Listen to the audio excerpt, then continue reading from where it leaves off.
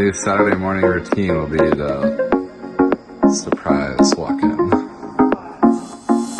Here's the K-Robot. Abundance. Look at these long stems. Stuffed.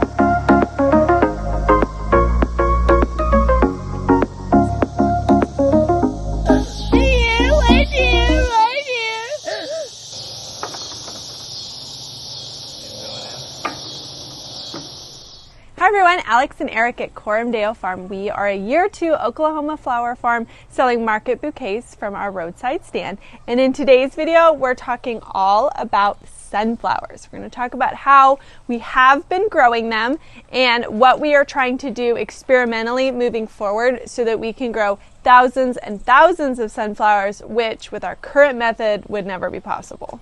So up until now, we have been growing our sunflowers through transplants, plugs. I start these inside. These are 72 count trays. I fill them with soil. I push the seeds in. I put them on a heat mat, water them in, and almost exactly 2 weeks, 2.5 weeks from sowing them, I am ready to plant them out. We plant them out into landscape fabric with drip irrigation at 6-inch spacing. And we grow pro-cut sunflowers. Pro-cut sunflowers are pollenless. They're about 50 to 60 days to bloom, depending on which variety in the pro-cut series you're growing. They're super reliable, and this has been working. I mean, we have sold hundreds and hundreds. We've probably grown over 1,000 sunflowers this year with this method. It works. There's nothing wrong with it, except it is very labor intensive. And when you think about it, I have to start them from seed, and then I have to water them every day for 2 weeks, every single day, sometimes twice a day in our heat. And then I have to physically plant out every single one of these plugs into landscape fabric. We have drip irrigation, so at that point the labor is reduced. And then finally, about a month after that, it's time to harvest and sell them. So it works, but it's very labor intensive. And with how things have been going this year, it's been going really wonderfully. We sell out almost every time our stand is open. I simply need more sunflowers, and this method isn't going to work anymore. The ones I was just sitting in front of were about 10 days old. The ones in front of me are about 3 weeks old. I'm a little late getting them in. This is also a problem with plugs, is if your schedule doesn't permit or the weather or something happens, you can get behind. And then these guys, they're a little wilty right now in the heat. I just gave them some water to perk back up, but they're a bit taller than I would prefer. That could potentially affect how they grow. They might be stunted or throw up weird blooms. But that's 8 trays of sunflowers, and that's a ton of sunflowers. I mean, it's hundreds and hundreds of sunflowers, but the labor that went into these 8 trays is so high. And another thing I forgot to mention is I have to put soil in all of these, and we on principle choose to use organic soil that's not like a Miracle Grow with a bunch of like funky mystery stuff in it. That costs money. So really, it's been working for the lower first-year flower farmer scale we have previously been at, but we've made such a leap now that we need to get serious about other options to reduce our costs, reduce our labor, and make more money on sunflowers, which are in the highest demand on our farm. So we've identified our problem. We have a really good problem, which is that people love our flowers. They want more of our flowers. So woo, that was really sunny. We need to grow more sunflowers. So we're running an experiment for our fall season of different ways to grow sunflowers. And my husband is going to be in charge of the sunflowers. Previously, I've been doing all of it. He sets up our beds, and then I'm in charge of all of our seeding schedule, taking care of the transplants. He'll sometimes help me plant the plugs, and then I do the harvesting. But I'm officially handing sunflowers over to him. And except for the harvest, he is going to take over managing the sunflower growth. And so we want to check in with him and see what his new plan is to grow me thousands and thousands of sunflowers to put in bouquets. I'm here surveying. We haven't yet decided if we're going to do this. It needs to be successful first. But we've got to do something for much higher efficiency. So if you come down to the ground with me, we can actually check in because we did this a few days ago. So let's take a look down here and see if we have any progress. Can we even get in on this? As you can see, we've actually got a lot of germination. We were borrowing our neighbor who's just conveniently started a produce farm next to us. And the method we had been researching was to use a jang seeder to get the seeds into the ground. So what is the new method? The method is use a jang seeder with the right spools in it and gearing to try to get them every 6 inches and put them in the ground. Obviously, we're in an extremely hot and dry time of the year, so this will be a very interesting experience. We keep trying to do new things in very challenging environments. But right now it looks promising because we have a lot of germination, in fact, probably too much in clusters. But basically we cut down and retilled the sunflowers that were here, and then we pulled out a lot of those nubby roots because they're really big, and then we run a jang seeder through and try to get it every 6 inches, and those jang seeders will put about 2 to 3 sunflowers per drop, but it gets a little bit more clustery than that, so we'll probably have to do some thinning, but we don't have the exact parts that we need. But this is an experiment run, and if they're 6 inches, it's going to be about 60 per row. So we're going to get about 300 per 30 feet in our little 4-foot patches here. We're running the drip line every day, sometimes twice a day, to keep them nice and moist. That is our new process. So that's our new plan, but you might be thinking, duh, obvious, direct sow sunflowers. Like most people in their gardens direct sow. Like, why is this revolutionary for a video? And the reason is direct sowing has been really challenging for us here in Oklahoma. We have clay. We have very insanely high grass prairie pressure. We have a lot of bug pressure, and all of those things combined make it really hard to just till up the ground, direct sow, cultivate some weeds type style growing. We have to use almost always exclusively a silage tarp, tillage, and then landscape fabric, and it's not been great direct sowing into the landscape fabric, but we can't just like till up a fresh prairie section in our property and like direct sow sunflowers and have it all worked out. It's a lot more complicated than that.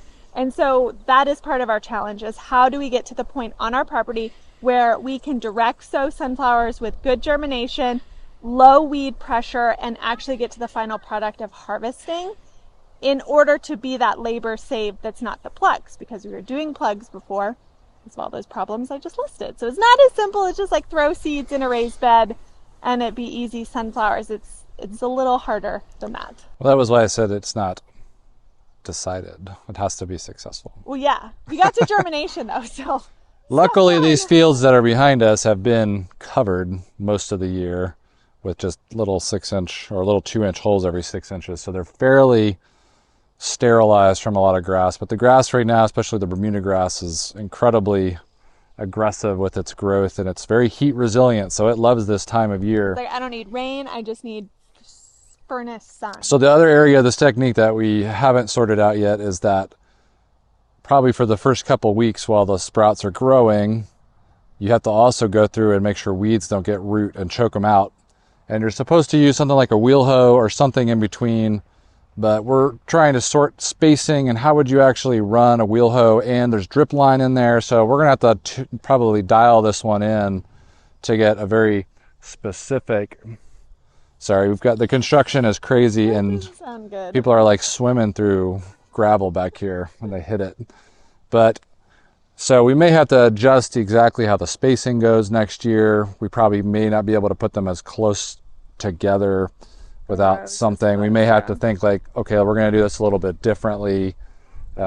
This is done like this method is done by the big sunflower farms where they really try to get it in, but cut flower. So, I mean, we need that precision. We need them to be close together so that they don't turn into giant forests of sunflowers, which I hate. I hate those giant. Yep. Sunflower size is often based on spacing. Right. So closer, farther apart. So we need consistent germination. You need them to be really close together. The proper distance. Yeah. Right. They can't be sporadic and all over. No. And that's the risk here with this process is we're feeling positive about germination so far. That was the big step hurdle from when we tried it before in landscape fabric, and we got terrible germination. So step one is going well.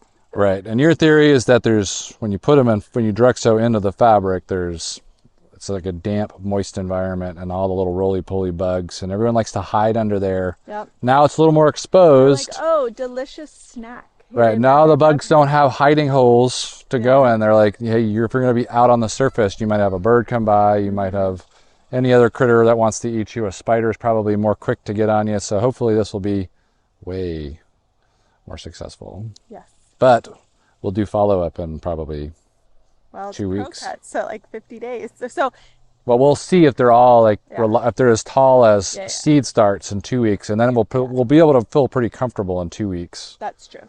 That it's enough surviving to be cuttable stems in 60 days. Now, what my brain was thinking was the third week of September to the end of September is when these should bloom for our bouquets for this succession. As you can see, our field is very naked and bare. It's very sad. I know. Got some munching here. Let's do a competition. What? We're going to put the video of what it took to jang seed a strip here with transplanting straight into the soil over here.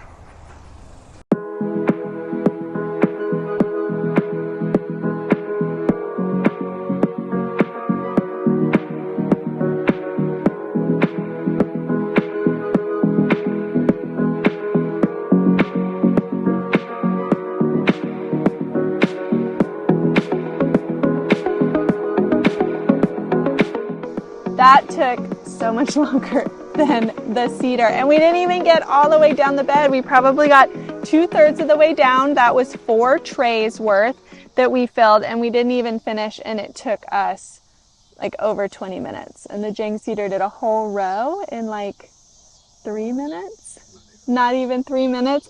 So that, you can tell, is way time saved on labor. We didn't need all the extra soil with the plugs, the 2 weeks of taking care of them to get them to this point. So obviously direct sowing makes sense. And like I said, I understand direct sowing sunflowers is obvious, but everyone grows in their own microclimate, and you have your own problems all across the country of where you're trying to garden or flower farm, and you have to work with your unique issues. And for us, direct sowing is hard, and we have to work really hard on our soil and our conditions in order to make it work and not have a lot of seed loss and bad germination and terrible spacing and all the above. So if we can get this to work, this will be incredible for our farm next year. Slow, get the shot. Oh my goodness. So we'll come back in 2 weeks in a later video. We'll give an update, probably when we do like a field tour at the end of August or something, since we're getting down to the dirty end of the season. Things are getting tired. All the grasses are taking over. Everything needs to be The silage. flowers are like, let me go to seed. Yeah, please. the flowers are getting old. But hopefully in 2 weeks we'll have some good stout sunflower growth in those direct seeded areas. We'll compare them to the ones we just planted and let everyone know if this process looks promising. Or everything will die and it'll be a great clickbait video. Great sunflower death! Great bug munching that occurs on all these little guys. They're so tender. They're so baby. So tiny. So tiny. See you in the next video. Stay tuned. Hold on. Are you closing it? Or am I just putting my big old noggin in here? Okay. Gosh, I look short right now. No, this looks stupid. Stop. Stop. Be your true self. Stand up tall. Be proud. Yeah, let's do. This is our YouTube channel. My wife down here, I make flour. Grow pretty sunflower. I grow pretty sunflower. All that we got left is these little sad ones. I know. Up here. Whatever. We don't talk about these. We don't talk about these. Oh my gosh, this is. You know what? Sometimes things don't go as planned. I plant these. I plant small flower. Oh, look at that.